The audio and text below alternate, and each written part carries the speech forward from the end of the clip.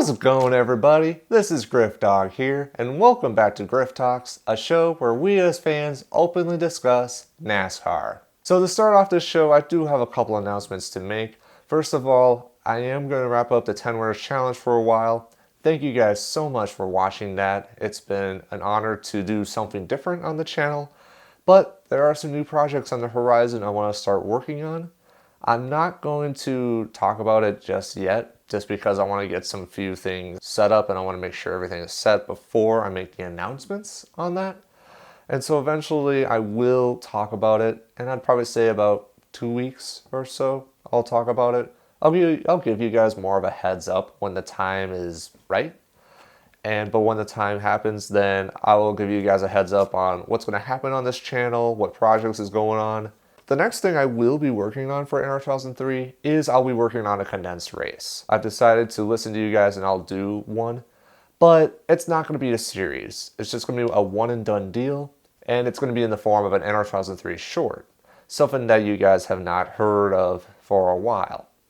But anyway, I will be doing that, and depending on how successful it is, I will go ahead and utilize it in one of my projects moving forward. So the point of a condensed race is that it's going to be like an actual real life race, and I'm going to make it as simulated like a real race, except it's going to be like a different setup. So for example, this one, it's going to be the 1999 Winston Cup Series at the 2014 Kansas race.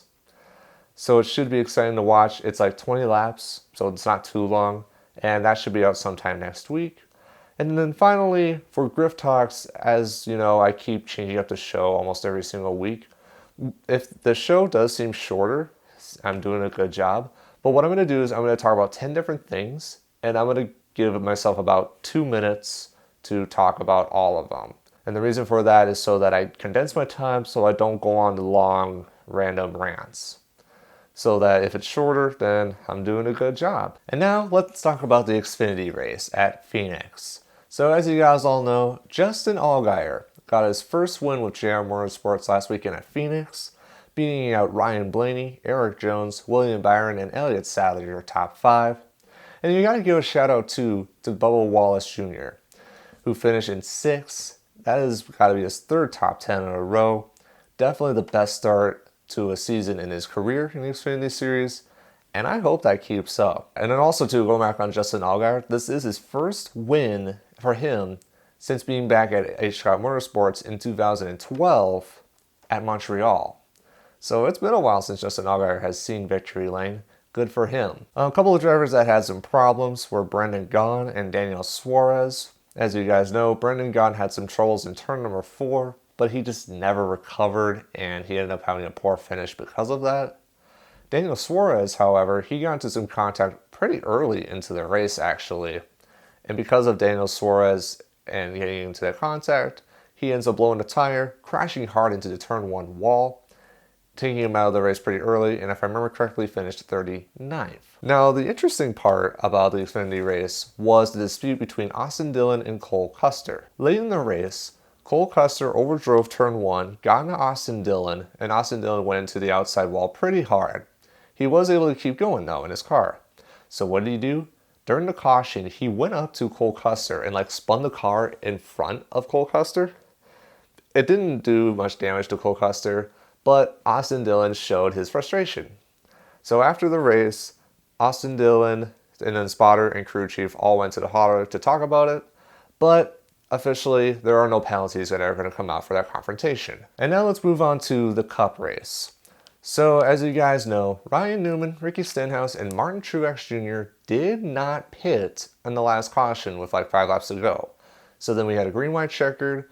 Ryan Newman was able to have a good start. Kyle Larson and Ricky Stenhouse got into some contact. Larson tried chasing down Ryan Newman.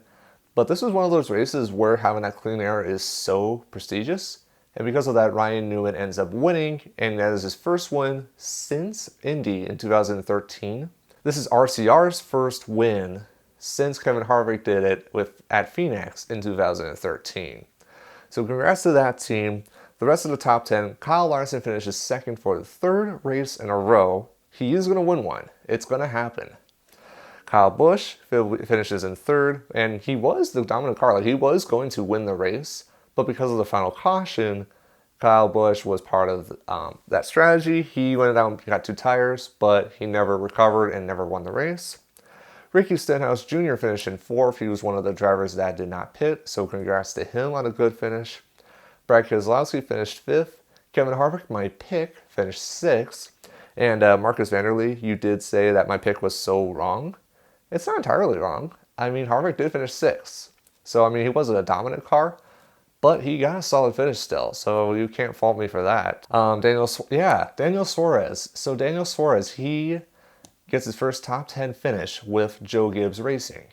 So good for him. Eric Jones finishes in 8th, the driver I said to watch out for.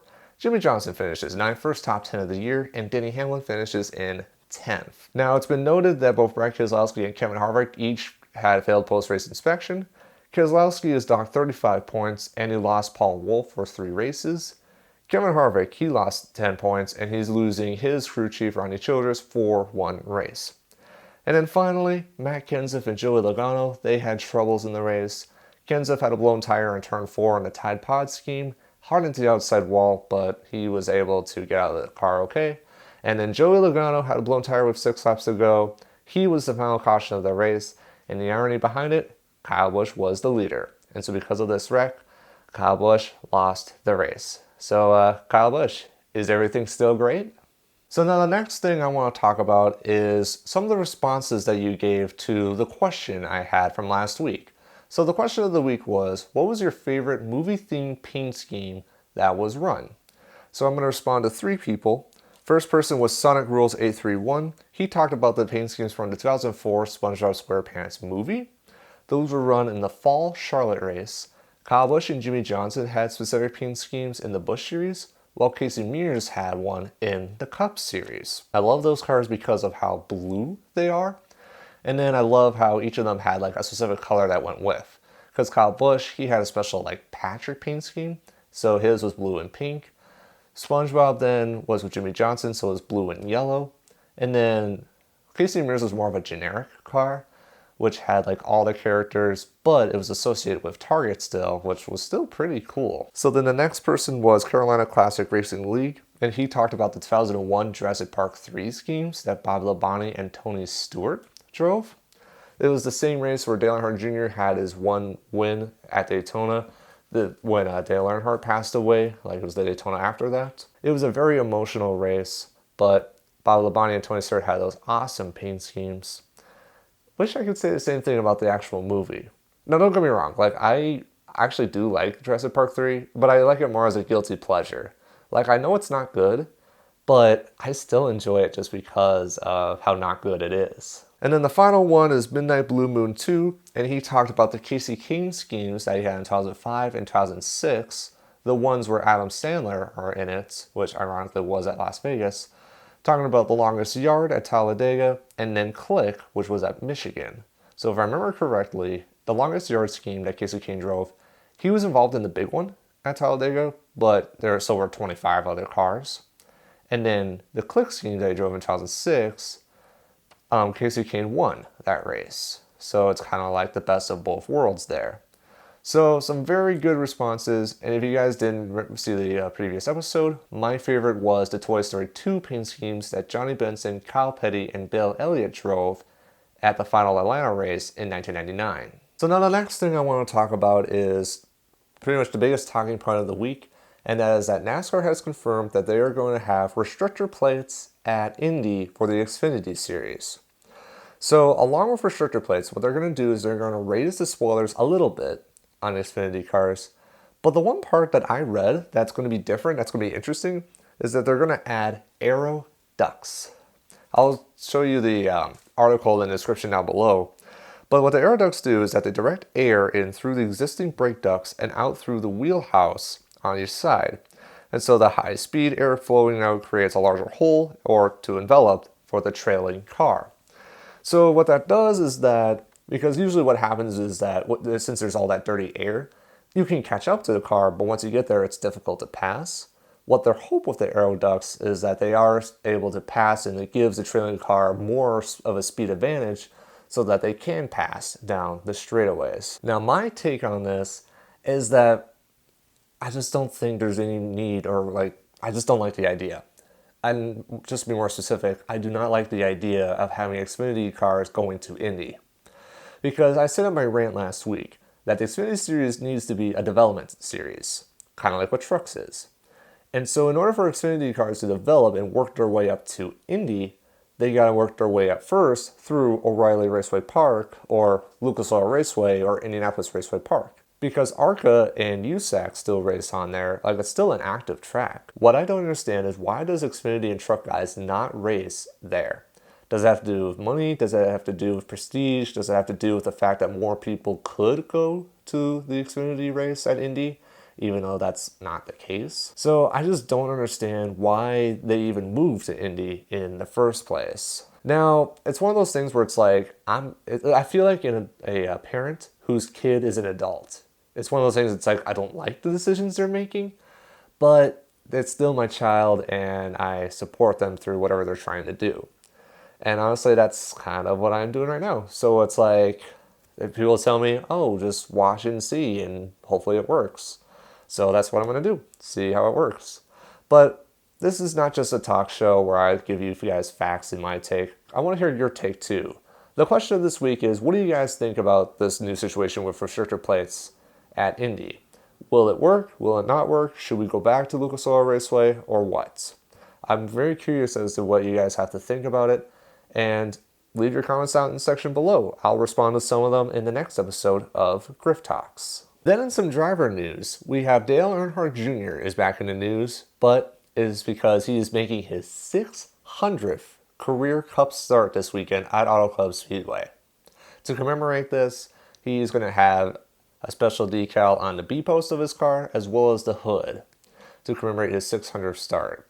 So good job to him. Congrats on making it so far despite all the injuries that you've gone through. And so a couple of stats to throw your guys' way. He does have 26 career wins. That puts him tied for 29th on the all-time wins list.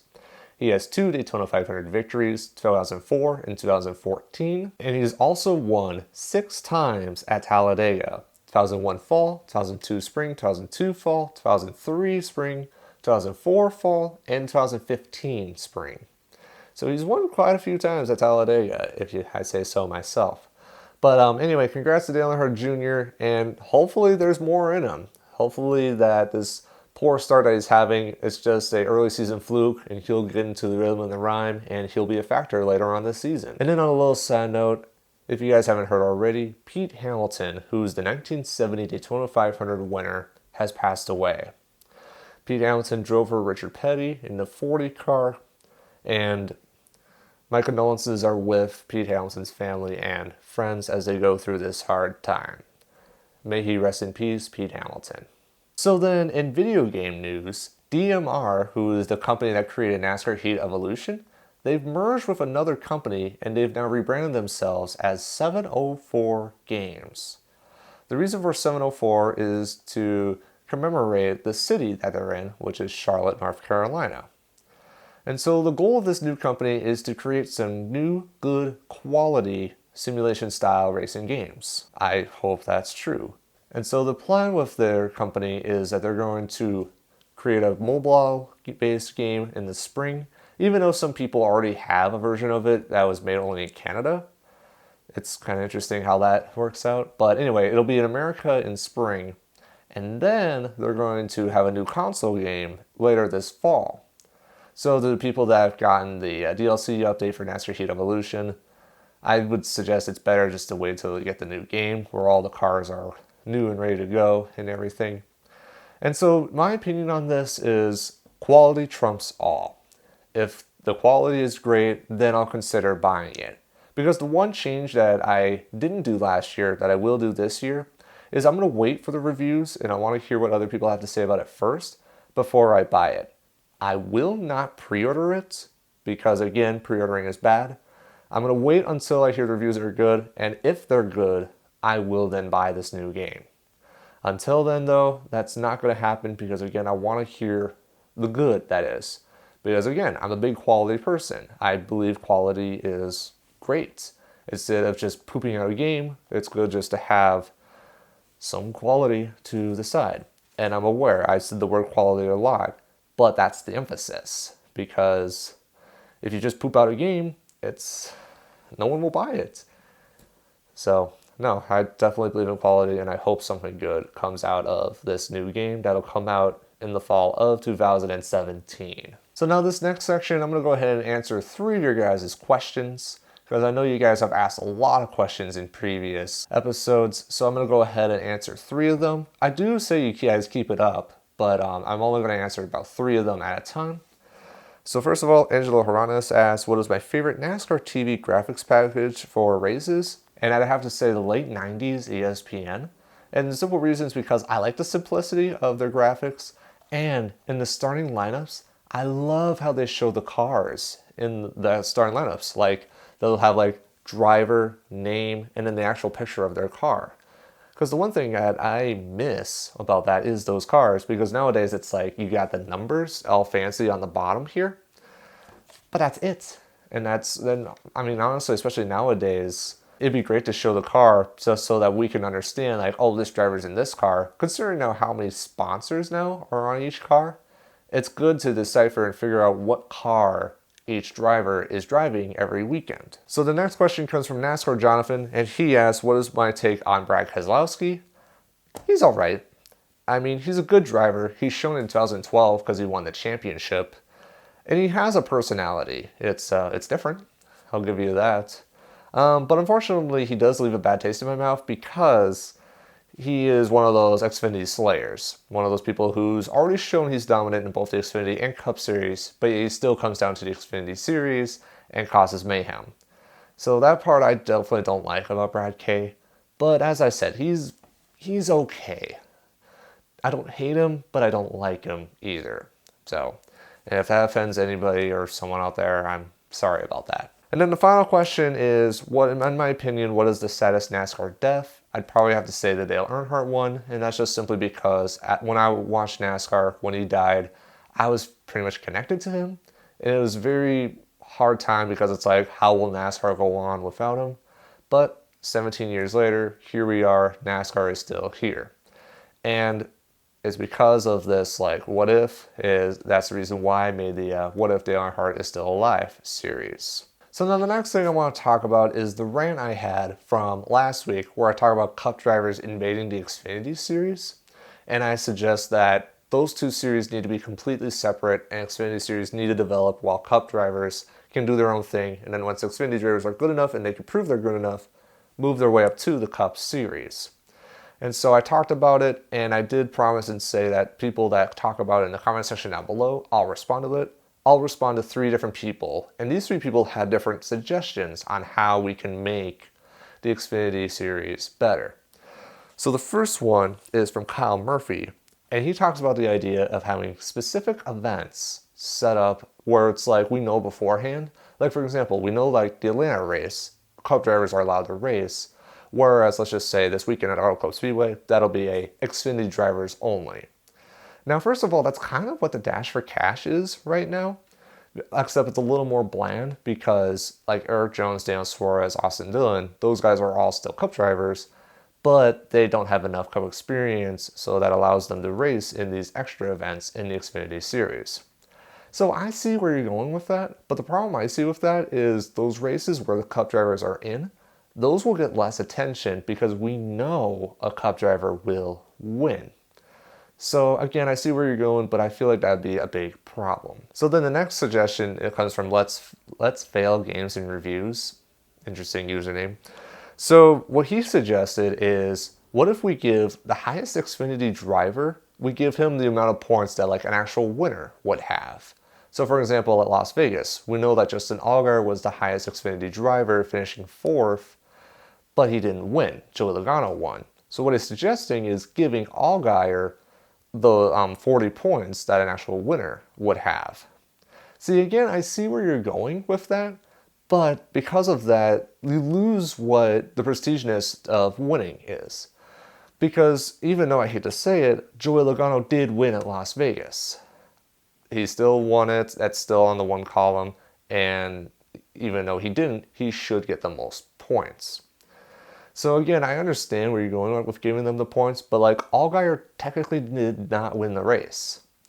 So he should not get the most amount of points that is available to him. So again, I understand what you're going for, but we need to keep the idea of having a winner up. And so finally, the last thing I want to hit on then is from Zippy Skippy. And what I like about this person's comment is that I agree with it the most. And he talks about the idea of not just limiting Cup drivers, but Cup teams as well. And I do agree with that because, as I said, Xfinity should be a development series, and not just should we develop drivers, but develop teams as well. And so I actually do respect and I like the idea of having maybe one or two Xfinity or Cup teams having done an Xfinity Series because I like the idea of building within, but that should not be as dominant as it is now. And so I like the idea of having JR Motorsports how it's all Xfinity. I greatly respect that. I just wish we would see more of that. So that's my take on Xfinity Series and how the Cup drivers influence and how they pretty much dominate the series. Again, I hope there's more separation, but I'm just one voice, but we'll see where it goes. So to wrap up this video, let's talk about our next race coming up here, and that is Auto Club Speedway. The Xfinity and Cup Series are going to it again, and this will cap off our NASCAR Goes West Series. So just to give you guys a little heads up, we do have a few drivers in the Cup Series that are going to make their Xfinity Series attempts. Those being Paul Menard, he's going to be in the 2 car, not Austin Dillon. So Austin Dillon and Cole Custer, they can't have their feud go on. Ty Dillon is going to be back in the 3 car. Kyle Busch returns to 18. Eric Jones will be in the 20. Joey Logano is going to be in the 22, and then finally Kyle Larson will be in the 42. And then on the Cup side, it should be a pretty colorful field this weekend because Kyle Busch, Daniel Suarez, and Austin Dillon are all going to drive green cars. Matt Kenseth's going to drive his Peak blue car. Dale Earnhardt Jr. is going to drive his Exalted scheme, and there should be a good amount of different colors in this field. So definitely something to watch out for this weekend. Now for the Xfinity Series, the driver that I have winning will be Joey Logano. I think the 22 car will finally make its way to victory lane, and I think Joey Logano will get it done. The driver to watch out for, though, in the Xfinity Series is going to be Elliott Sadler. Because of the experience that he's had at Auto Club Speedway, plus with the low downforce, I think Elliott Sadler will be someone to reckon with for this weekend. So again, Logano's going to win, but watch out for Elliott Sadler as well. Now on the Cup side, I'm going to stretch a little bit here. I predict a rookie is going to win the race. Yes, I predict that Eric Jones will get his first career Cup Series race at Auto Club Speedway. The driver I say to watch out for is Kyle Larson. Kyle has finished second at Auto Club a few times. He finished second a few times this season. I don't think he's going to win this weekend, but he'll be someone to watch out for. So again, Eric Jones will get it done, and Kyle Larson is the driver to look out for. So I'm going to wrap it up here. Thank you guys so much for watching. Be sure to look out for that condensed race sometime next week. Be sure to look out for the diecast of the week sometime next Wednesday. And be sure to look out for the announcement video, which will come out probably not next week, but the week after that. So if you guys have any comments relating to what I talk about this week, please put it down in the comment section down below. I will definitely consider responding to it in next week's episode of Grifftalks. So again, thank you guys so much for watching, and as always, I will see you next time.